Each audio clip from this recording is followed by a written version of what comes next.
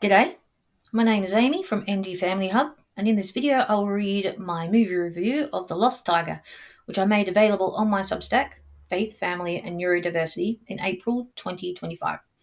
For those watching on Substack, feel free to read along as you listen to my melodious tones.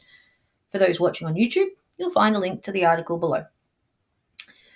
I'd like to preface this article by stating that what was meant to be a quick, easy movie review actually took many more hours and edits than anticipated, as I struggled to define and express my opinions in a constructive and reasonable manner. Being forced to take my time was beneficial, however, and I am astonished at my ultimate takeaways. I guarantee that the director, should she ever read my humble thoughts, would be as well. Section 1. Why this movie?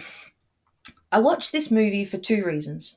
Number one, I needed to spend quality time with my 10-year-old daughter. Number two, she liked movies. I don't mind movies, and it was literally the only thing on that was appropriate.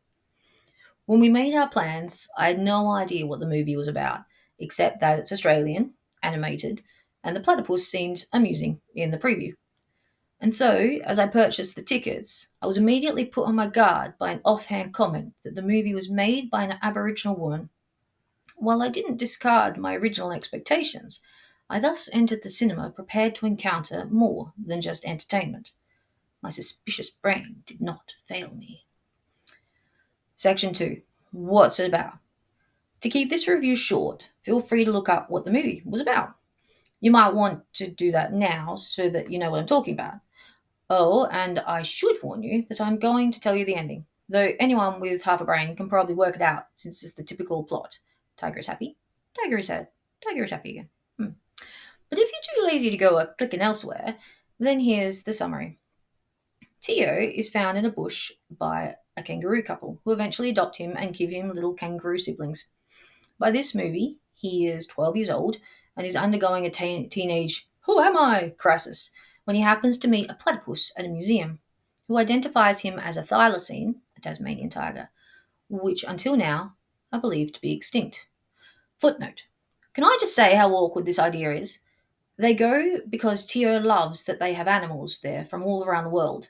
Would you like to go to a museum with all the bones or stuffed remains of humans from all around the world? I think not. I hope that a sequel will include a visit to a zoo. Plato offers to help him find his real family, and Tio runs away and convinces/forces him to make good on his offer. They have a very short-lived adventure, which includes a crystal, giant floating rocks, and a lost island, where they meet the last refuge of the thylacines under the leadership of Nana. Meanwhile, following our hero is his kangaroo family and an evil quoll who's after Tio's crystal. Stuff happens, a giant crystal is stolen, the island breaks up, the evil quoll shouts, "I am adventure!" Before falling to her death. Boss Thylacine tells Tio that just being himself will fix everything. All the tigers place their hand on the crystal remnant, which glows and starts to regrow, and the earth mends and they live happily ever after. The end. It was actually an okay, if lame, kids' movie until the last third when it became less okay. So now I shall tell you why I didn't like the movie, and then the one shining aspect that saved the day. Section 3. Why I didn't like it. It was confusing. Heading. The message was confusing. As anticipated, the intended message was the typical Aboriginals good, colonialists bad. Let's start with Aboriginals good. The heavy injection of Aboriginal culture and religion, the clear portrayal of this religion and culture in a positive light, the Aboriginal flag badge prominently displayed on Plato's backpack. It makes no sense being there, by the way, leaving many awkward questions unanswered, and Tio felt complete upon finding his people and lived happily ever after. Now, I knew this was what I was meant to think, and it is confirmed by an interview with the director by the ABC News. The link can be found at the end of the article. Quote, while Chantel Murray says it does still have all of those undertones of generational trauma with themes around stolen land and resources, it's ultimately a light, a lively, light family adventure, end quote. And, quote, Celeste Barber's Quinella Quoll wishes to strip Tio's home island of its natural resources and add them to her collection, end quote. The problem is that the message was confusingly and poorly presented.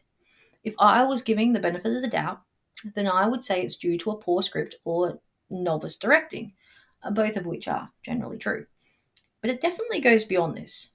Footnote. Full disclosure, believe it or not, I have only a rudimentary understanding of how movies are made and do not consider myself a proper movie reviewer. Make of this knowledge what you will. Assuming that the Tasmanian devils and Tasmanian tigers were in fact meant to be Aboriginals, it's all a little unclear.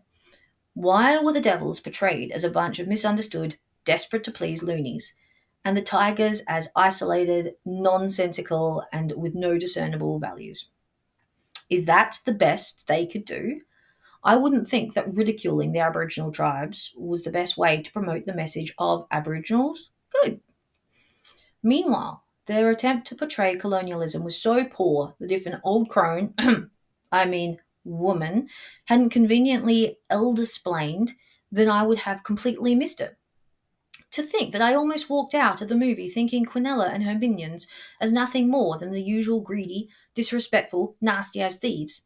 But thankfully, Nana highlighted their evil colonialist motives towards the very end when she mentioned to Tio that someone will always come and take the things you own. Heading. The language was confusing. Speaking of Nana, I think she was meant to come across as wise and matriarchal, all things a good female elder should be. But her cryptic riddles and use of pidgin English meant that I struggled to comprehend what she was saying. My daughter simply stopped trying after a while. We were walking back to the car, and she commented how she couldn't understand anything that the old tiger lady said. What's the point of having a character in a kids' movie who is meant to be speaking profound stuff and about the spiritual world and humanity when you can't understand her?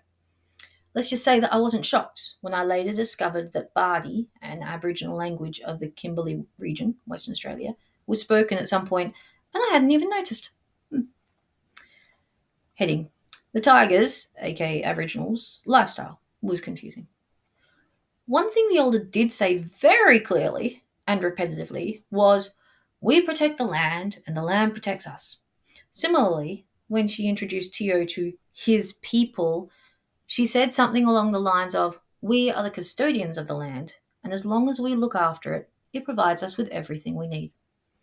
Noting this perspective and their deliberate act of cutting off all contact with the mainland to the point where their very existence was considered a myth, it is thus surprising that they have a very Western lifestyle.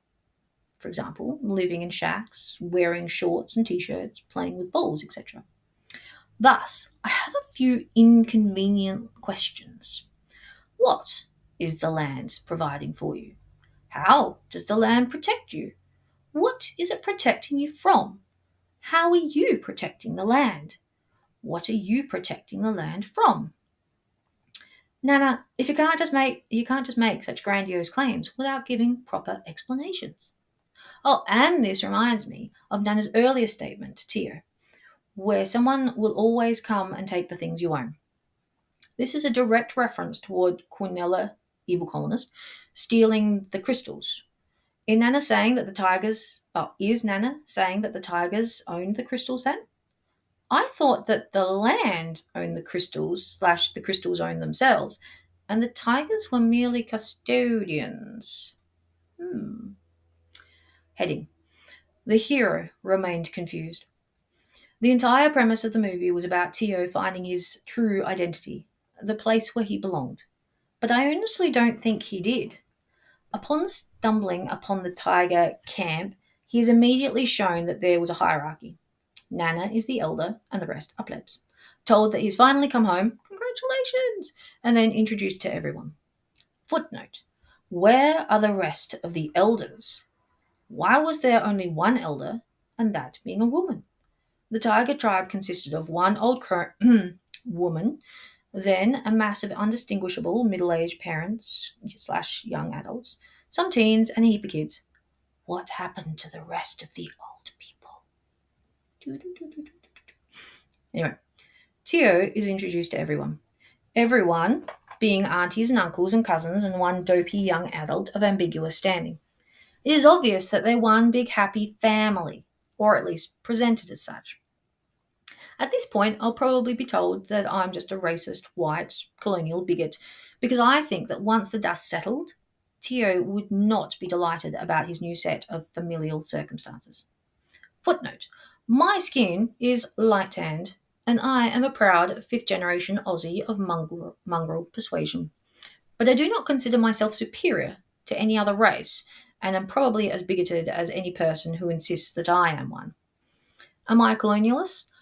Well, I honestly haven't thought much about this. However, my immediate response is that any person who lives in a country with a colonialist past would be favourable towards it because the benefits tend to outweigh any deficits. Here's a kid who'd grown up with a strong, loving, amazing, complete family consisting of dad, mum, and three sisters. Now they're going to be replaced with a bunch of randoms. I'm sure that they're nice randoms, and it's nice to be surrounded by others with the same tail and stripes, but that's a far cry from what qualifies as family. Side note, it may have been suggested that the old woman is actually his grandmother, but her introduction consists of a really confusing interchange where she called herself my nana and then called Tio my nana. So yeah, no idea.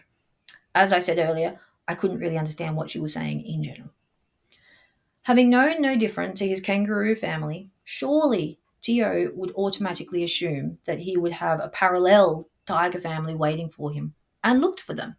He obviously wants to know who he belongs to, / where he came from, because he continually asks about his birth mum. That he didn't query about his dad or siblings, and that no one else bothered mentioning it, is clearly an oversight of the director. Or perhaps he had already concluded that he was miraculously conceived without a father.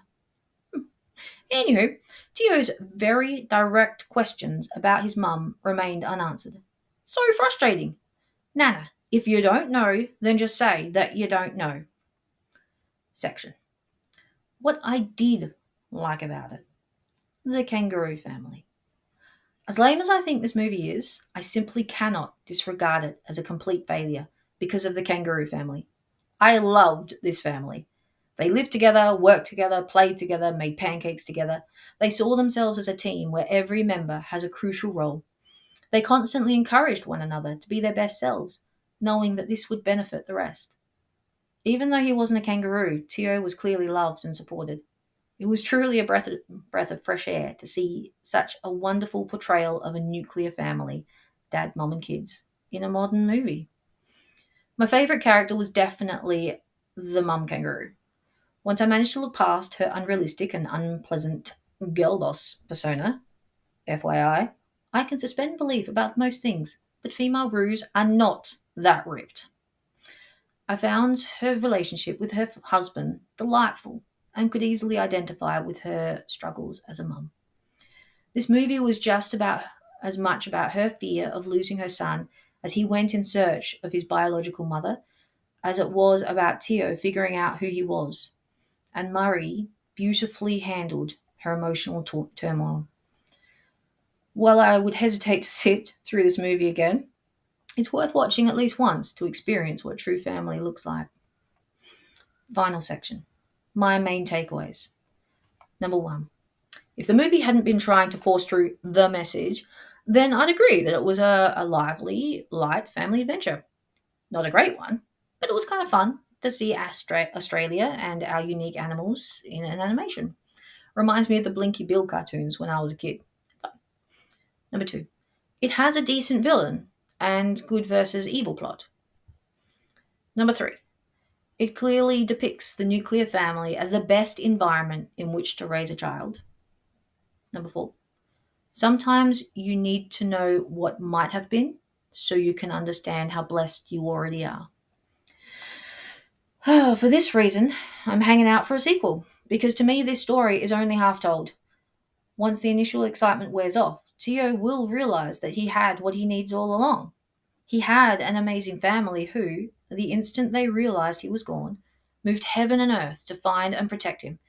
Compare this with his tiger family, who knew he was out there but never bothered to search for him, instead waiting for him to return to them.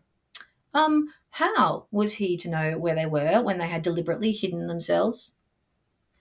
In the sequel, Tio will realize that this substitution is a complete rip-off, and he already had a place where he belonged. Then I'd be more likely to say that he'd live happily ever after.